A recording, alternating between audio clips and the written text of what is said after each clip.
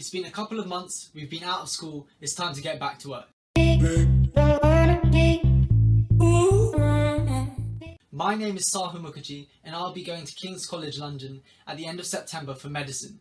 I want to help all of you out there who are struggling to revise effectively and need a way to revise not only effectively but quickly to catch up on the work that they may have missed during this COVID quarantine scenario and situation. First of all, I just want to clarify that revision is a unique thing for each individual. People have their own methods of revision, and that's why it's important to try and figure out what method suits you the best and works for you personally. So you can have notes, you can have headings, bullet points, and all these notes that are underlined in different colours. Some people prefer having one set colour throughout all of their notes. You can make flowcharts, you can make diagrams.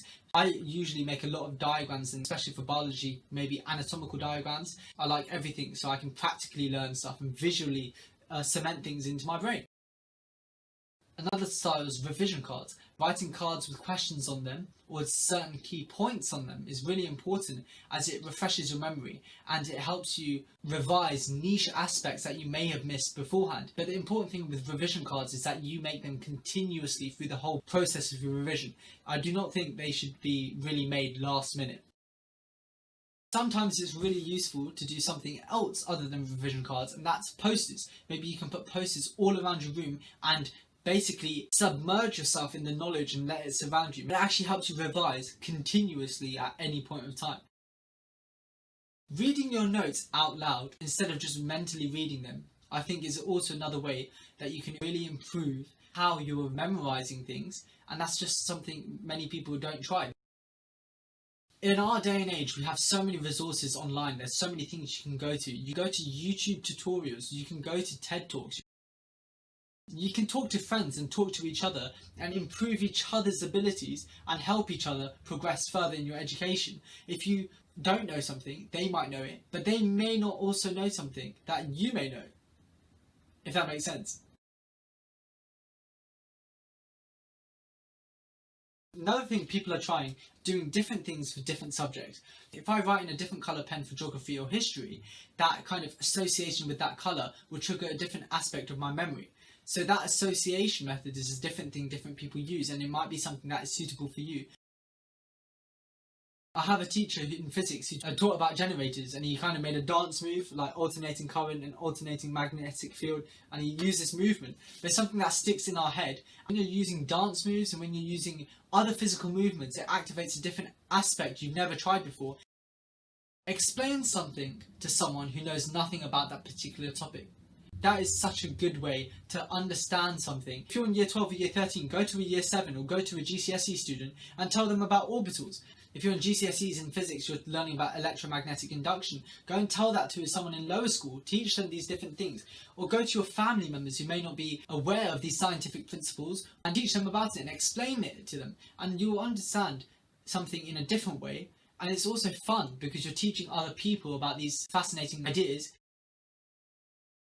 I think for me, the most important thing is to try and enjoy what you're doing. Whatever subject it is, geography, history, maths, further maths, drama, music, whatever you do, if you find a way to enjoy it, you'll automatically learn stuff faster. It's like when you listen to a song, why do you pick up the lyrics or the tune so quickly? It's because you enjoy it. If you do that for your studies, or if you do that for your work and revision, it'll be so much more efficient in picking stuff up.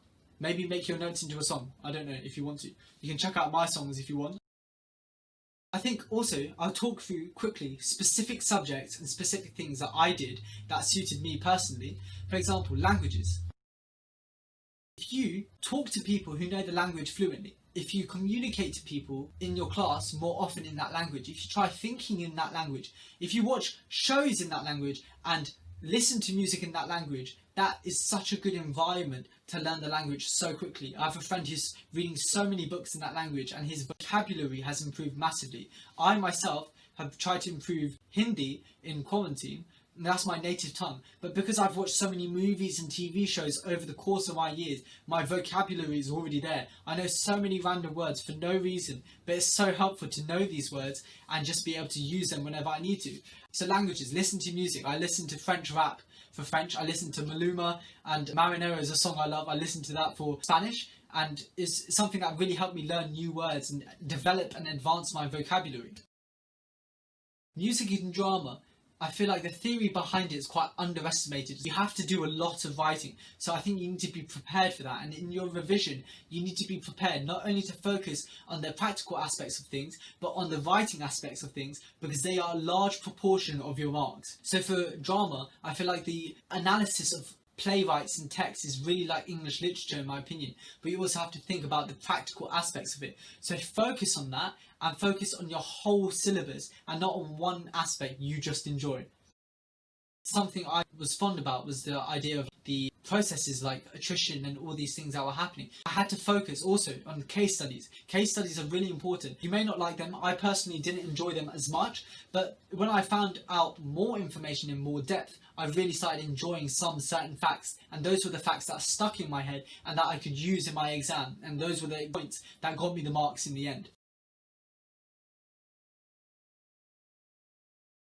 Number 1.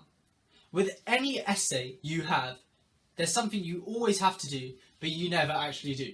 You plan. You plan the essay and you take time to plan that essay. Similarly, with revision, you have to plan what you're doing. You have to make a timetable.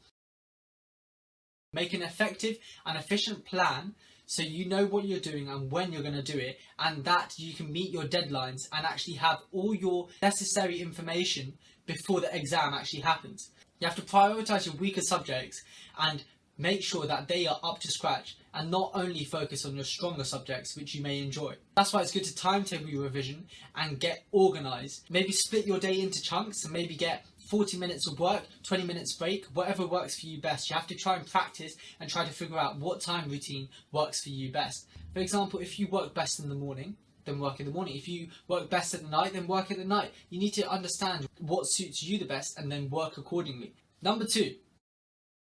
Very vital thing that you have to get rid of is your distractions. Keep your phone away from you. Don't look at WhatsApp, don't look at Instagram, do not look at any social media, do not talk to your friends unless you're revising with your friends, and if you are revising with your friends, get friends that you can actually trust to do work with and who would not distract you at all. And also, if you have TV programs that you are addicted to, try not to watch them. Try to stay away from these distractions and control yourself and pay attention to the work that you have to do. Maybe what you can do is use your phone and TV programs to your advantage and try to use them as a reward scheme for the work you're doing. So if you do 1 hour of work, then you can go to that program that you really enjoy, just watch 10 minutes of that, and that kind of motivation will hopefully make you work harder and work more effectively. Number 3. Pick number 3, my lord. When you're doing this whole timetable thing, sometimes you get bored and sometimes you get tired of the same thing and doing the same routine. That's why you have to spice things up a bit and add some new random methods and styles into your routine so that you can kind of be put on edge and keep working hard and staying focused and staying refreshed and interested in the work you're actually doing. Number 4. Consider the location that you are working in, the place where you're working, the environment you're working in that affects the productivity of the work you're doing. In the school library that I worked at, it was such a nice environment to work in. It's much better than working in your school common room.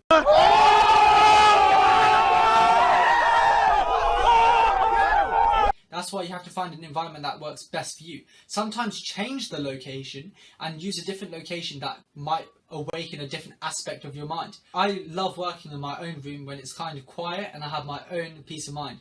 I have a friend of mine and sometimes they liked working in other classrooms where there's a bit of noise because that is the environment that suited her the best. That's why you need to find something that suits you. Number 5. Practice questions is an essential part of your revision and you need it so much. Why? Because you need your exam technique. Exam technique, I think, is just as important as the content and knowledge you are learning. If your exam technique is not good, then the knowledge you are learning is basically irrelevant. If you can't answer the questions properly, you won't get the marks. I think this is number 6. Number 6. It's really important that you are able to understand your limits and that you can ask people for help and you aren't ashamed for asking for help. If you're in school, ask your teachers. If you're at home, ask your parents, ask your family, and ask your classmates. You are all friends and you aren't always competition. Number 7. Pace yourself. Do not burn yourself out. I believe it's right to start your work early, but I do not believe that you should be doing too much work at one go. If you do too much work too early, you will peak too early, and that means that you won't be at your best capability at the time of the exams. Make checklists for things that you need to do, and you do them. You get them out of the way. Think about your weaknesses, think about your strengths, and make a checklist about things you need to improve. You just do them, and you do not procrastinate. I think a really underestimated aspect of revision is keeping yourself sane and healthy. You need to relax a bit. I'm not saying fully slacken and go watch TV the whole day. I'm saying you need to relax. You need to have your breaks. Make sure you sleep. Make sure you have a healthy diet. Make sure you exercise. And make sure, most importantly, that you maintain a positive mindset. Don't try to compete with everyone. Make sure you aspire to be the best that you can be, but don't compare yourself with everyone else. And these are all things that are important. They're not just other things that you shouldn't consider. These are important aspects to maintain your brain function, and that's why it's important for revision and making you a successful student. These are my tips and advice for revision. I really hope you enjoyed this video. If you really like this video, please subscribe and press that like button down there somewhere below. If you like this video and want similar content to this, please let me know. I really hope everything works out for you and you persevere and work hard. I think that's another thing. Just work hard, try your best, and then success will be with you in the end.